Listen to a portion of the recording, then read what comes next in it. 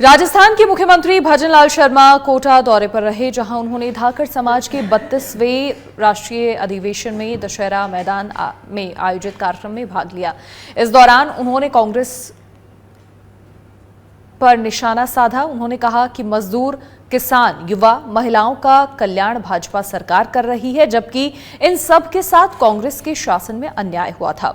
मुख्यमंत्री भजनलाल शर्मा ने कहा कि कांग्रेस ने केंद्र सरकार की कृषक कल्याण योजनाओं को अटकाने का काम किया था। अब हमने किसान सम्मान निधि से वंचित किसानों को भी जोड़ा है। चुनाव के समय लाए संकल्प पत्र के 50% वादे पूरे कर चुके हैं।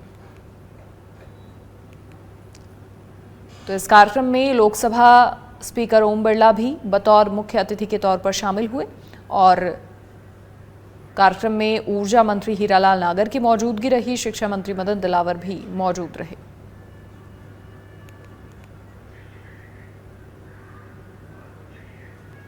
खबर पाली के सुमेरपुर से है, जहां तखतगढ़ नगर के चारभुजा और ठाकुर जी मंदिर जीर्णोद्धार का 3 दिवसीय प्राण प्रतिष्ठा महोत्सव की शुरुआत हुई, जहां ठाकुर जी मंदिर से कमला महंत हरिपुरी महाराज, थावला महंत सुखदेव भारती, ववेश्वर महंत रूपपुरी महाराज और निर्भय दास महाराज समेत साधु संतों के सानिध्य में कलश यात्रा निकाली गई। कलश यात्रा का पुष्प वर्षा कर स्वागत किया गया, तो वहीं कलश यात्रा में 551 महिलाओं और बालिकाओं ने भाग लिया। सुसज्जित 24 ट्रैक्टरों में ठाकुर जी की मूर्ति और अमर ध्वजा के साथ लाभार्थी परिवार बैठे हुए नजर आए, जबकि 11 रथ में साधु संत विराजमान थे। कलश यात्रा में हाथी, घोड़ा समेत अलग अलग झांकियां लोगों के आकर्षण का केंद्र रहीं, तो वहीं कलश यात्रा के नाग चौक पहुंचने पर मस्जिद के बाहर मुस्लिम समाज के लोगों ने एकता का परिचय देते हुए कलश यात्रा पर गुलाब के फूलों की वर्षा की।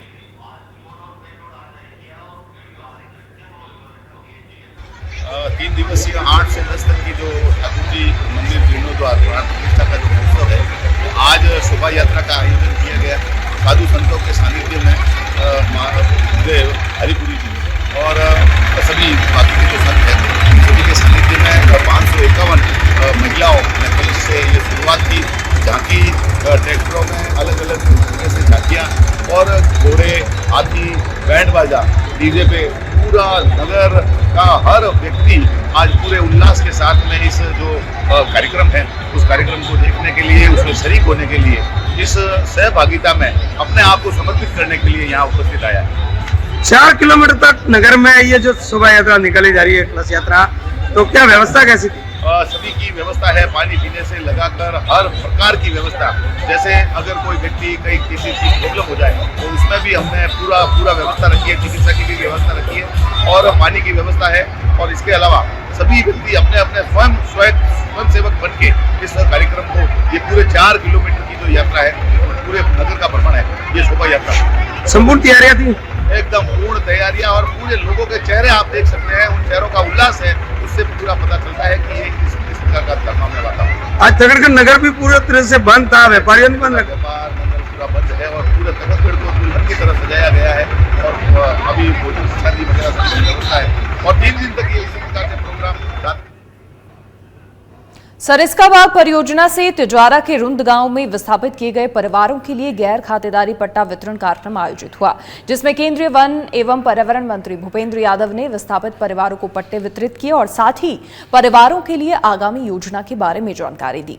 इस दौरान केंद्रीय मंत्री भूपेंद्र यादव ने वृक्षारोपण कर पर्यावरण संरक्षण का संदेश दिया और साथ ही केंद्रीय मंत्री ने विस्थापित परिवारों के लिए बनाए जाने वाले स्कूल में संसदीय कोष से 2 कमरे बनवाने की भी घोषणा की।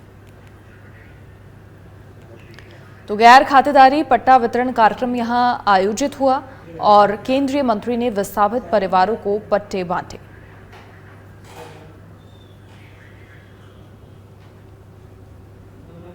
सिविल लाइंस विधायक गोपाल शर्मा का फिरोजाबाद में सम्मान हुआ। अक्षराभिषेकोत्सव 2025 में पत्रकार शिरोमणि की मानद उपाधि से सम्मानित हुए गोपाल शर्मा।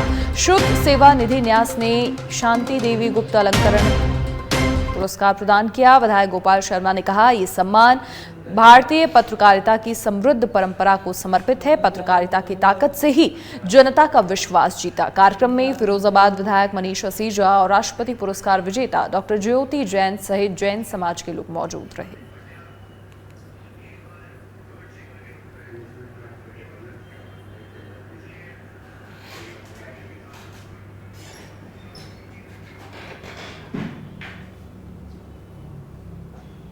झुंझुनू में भाजपा ने 42 में से 23 मंडलों के नए अध्यक्षों की घोषणा पिछले दिनों कर दी थी।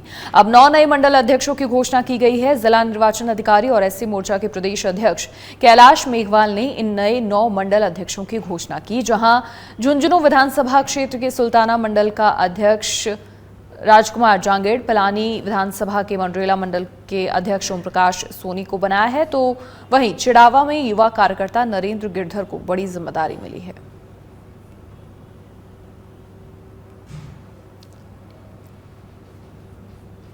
संगठन का बड़े ही अंतर्मन से आभार व्यक्त करता हूँ कि आज उन्होंने एक अदने से कार्यकर्ता को पार्टी की सेवा और राष्ट्रवाद और सनातन धर्म के प्रति समर्पण भाव को बढ़ाने के निमित्त आज एक अदने से कार्यकर्ता को जो दायित्व सौंपा है, मंडल अध्यक्ष के दायित्व से सुशोभित किया है, इसके लिए मैं कृतज्ञ हृदय से पूरे संगठन का आभार व्यक्त करता हूं और हमारे नवनियुक्त अध्यक्ष महोदय से निवेदन करूंगा, और उनको मैं ये बड़ा भाई को आदेश भी दूंगा कि जो संगठन ने उनको विश्वास जताया है उस पर पूरा खरा उतरने का पूरा भरसक प्रयास करें।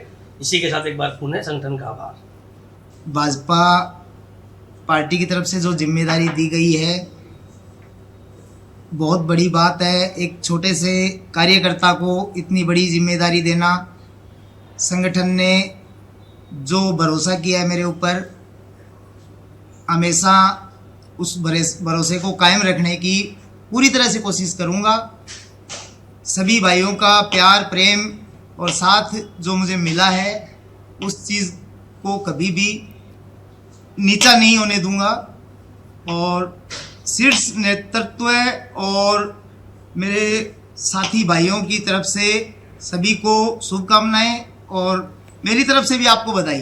पार्टी ने मुझे नगर मंडल अध्यक्ष की जिम्मेदारी दी है और पूर्व में मैं नगर मंडल उपाध्यक्ष 5 वर्षों से बिल्कुल एक छोटे से कार्यकर्ता को जो जिम्मेदारी, इतनी बड़ी जिम्मेदारी दी गई है, उस चीज़ की खुशी आप समझ भी सकते हो, और मन बहुत खुश है कि मुझ जैसे कार्यकर्ता के ऊपर पार्टी संगठन का तो झुंझुनू विधानसभा क्षेत्र के सुल्ताना मंडल का अध्यक्ष राजकुमार जांगेड़ को बनाया है। इसके अलावा पिलानी विधानसभा के मंडरेला मंडल का अध्यक्ष ओम प्रकाश सोनी को बनाया गया है, तो वहीं चिड़ावा में युवा कार्यकर्ता नरेंद्र गिरधर को ये बड़ी जिम्मेदारी मिली है और उन्होंने कहा भी कि वो अपनी जिम्मेदारी का अच्छे से निर्वहन करेंगे।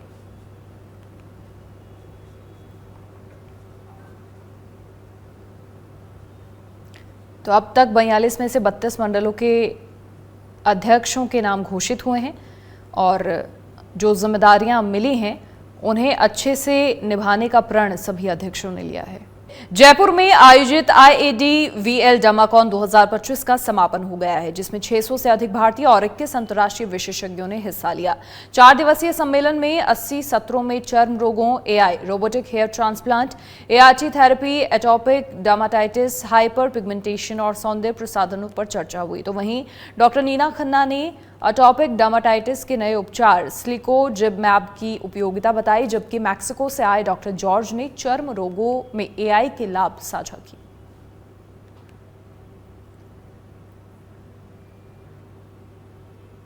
प्रतापगढ़ जिला कलेक्ट्रेट में राजस्थान कानून गो संघ की नई जिला कार्यकारिणी का निर्विरोध चुनाव संपन्न हुआ, जहां प्रदेश नेतृत्व द्वारा नियुक्त चुनाव अधिकारी और चित्तौड़गढ़ कानून गो संघ के पूर्व जिलाध्यक्ष और निबाहेड़ा के भू अभिलेख निरीक्षक अंबालाल तेली ने चुनाव प्रक्रिया का संचालन किया। नई कार्यकारिणी में सर्वसम्मति से दीपक राव मराठा को सभाध्यक्ष और प्रभुलाल मीणा को जिलाध्यक्ष चुना गया। इसके बाद चुनाव अधिकारी प्रभुलाल जाट ने नवनिर्वाचित कार्यकारिणी को शपथ दिलाई।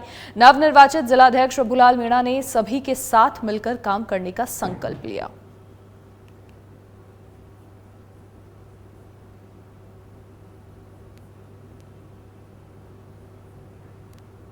सुहागपुरा थाना के पिपलियाबाद गांव में एक नाबालिग ने घर में ही फांसी का फंदा लगाकर आत्महत्या कर ली। सूचना मिलने पर थाना अधिकारी मौके पर पहुंचे और शव को पोस्टमार्टम के लिए अस्पताल भिजवाया। पुलिस को मौके से लड़की का एक सुसाइड नोट भी मिला है, जिसमें प्रेमी पर धोखा देने का आरोप लगाया है। फिलहाल पुलिस मामले की जांच कर रही है।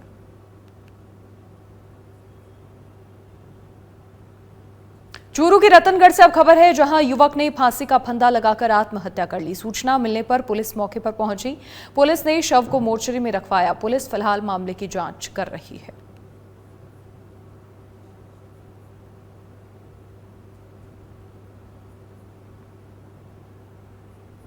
भीलवाड़ा की फूलियां कला पुलिस ने दुपहिया वाहन चोरों के खिलाफ कार्रवाई की है, जहां पुलिस ने 2 आरोपियों को गिरफ्तार किया है, जिनके पास से चोरी के 21 दुपहिया वाहन बरामद हुए हैं। बता दें, फूलिया कला क्षेत्र में पिछले कुछ समय से दुपहिया वाहन चोरी की वारदातें हो रही थी, जिसे लेकर पुलिस लगातार कार्रवाई कर रही थी।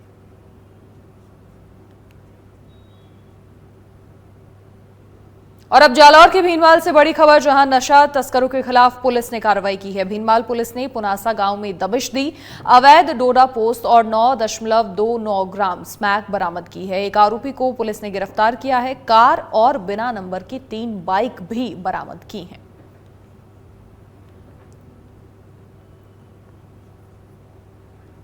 बांसवाड़ा की सज्जनगढ़ थाना पुलिस को बड़ी सफलता मिली है, जहां पुलिस ने खेतों में पानी की मोटर चोरी करने वाले एक शातिर चोर को गिरफ्तार किया है और साथ ही 2 नाबालिग युवकों को डिटेन किया है।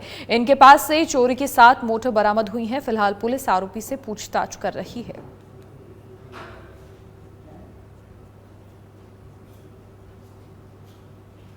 जालौर पुलिस ने ऑपरेशन भौकाल के तहत बड़ी कार्रवाई की, जहां पुलिस ने 3 स्थानों से 43 ग्राम स्मैक बरामद कर आरोपियों को गिरफ्तार किया है। आपको बता दें, मादक पदार्थों की तस्करी करने वालों के खिलाफ पुलिस की ओर से अभियान चलाया जा रहा है।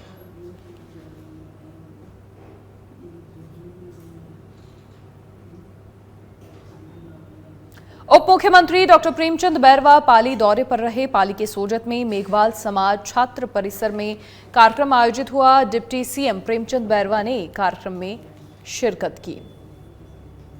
प्रतिभा सम्मान समारोह में समाज की प्रतिभाओं को भी इस दौरान सम्मानित किया। डिप्टी सीएम बैरवा ने कहा, आप सभी अपनी शिक्षा में न केवल उत्कृष्ट प्रदर्शन करेंगे, बल्कि समाज और राष्ट्र के विकास में भी महत्वपूर्ण योगदान देंगे।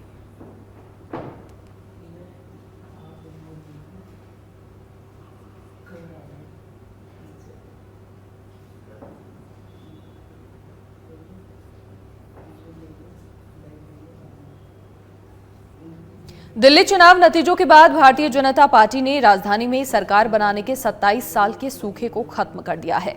अब बस औपचारिकताएं भर हैं। बड़ा सवाल सबके सामने यही है कि दिल्ली का ताज किसके सर पर सजेगा। इसे लेकर केंद्रीय कानून मंत्री अर्जुन राम मेघवाल ने कहा कि इसका फैसला बीजेपी का पार्लियामेंट्री बोर्ड करेगा और बोर्ड बैठक होने के बाद मुख्यमंत्री का नाम भी सामने आ जाएगा। साथ ही कहा कि दिल्ली में आधारभूत ढांचे की काफी कमी है और वहां के नागरिकों को वो सुविधाएं नहीं मिली जिसके वो हकदार थे। आने वाले समय में सबसे ज्यादा इंफ्रास्ट्रक्चर डेवलप करने पर काम होगा। के नतीजे आ चुके हैं और 27 साल बाद भारतीय जनता पार्टी ने सत्ता में वापसी की है और इस समय मैं बीकानेर में हूँ और हमारे साथ में केंद्रीय कानून मंत्री है। तो सबसे पहले आइए हम उनसे सवाल करते हैं कि जो दिल्ली में जो सरकार बनने जा रही है, दिल्ली वासियों ने जो इतना विश्वास किया है, तो वो किस प्रकार से इंफ्रास्ट्रक्चर डेवलप करेगा और किस प्रकार से उनकी जो नागरिकों की है उनकी उम्मीदों पर खरे उतरेंगे। देखिए, दिल्ली देश की राजधानी है। दिल्ली में जैसा अभी आपने कहा कि इंफ्रास्ट्रक्चर का अभाव होने से नागरिकों को वो सुविधाएं नहीं मिली जिनके वो हकदार थे और जो आम आदमी पार्टी की सरकार थी उसका इस दिशा में कोई विजन भी नहीं था। इसलिए जब भी हम चुनाव प्रचार के लिए जाते थे, कोई मीटिंग लेने जाते थे, तो सबसे बड़ा सवाल कार्यकर्ता और या वहां की जनता दिल्ली की वो इंफ्रास्ट्रक्चर डेवलपमेंट को लेकर के ही करती थी। आपने भी सही सवाल किया। इसलिए इंफ्रास्ट्रक्चर का डेवलपमेंट एक महत्वपूर्ण काम होगा आने वाले समय में। और जैसे प्रधानमंत्री जी ने कल अपने संबोधन में कहा कि दिल्ली के चारों ओर जो राज्य स्थित है, जिनकी सीमाएं दिल्ली से लगती है, सभी जगह भारतीय जनता पार्टी की सरकार है। इसलिए अवसर भी शानदार है दिल्ली के विकास के लिए। सर, जिस आंदोलन के आधार पर जो आंदोलन के जो सूत्रधार जो लोग रहे थे, अन्ना हजारे, कुमार विश्वास और भी बहुत से लोग जो थे, और अब उनके बयान आ रहे हैं कि वाकई जनता ने जो उस सरकार को दंड दिया है, ऐसे बयान आ रहे हैं। तो क्या आंदोलन जब किया था तब वो अलग थे, बाद में अलग हो गए? देखिए, जैसे मैंने पहले कहा आपको कि अरविंद केजरीवाल जी अन्ना हजारे जी के आंदोलन की उपज थे,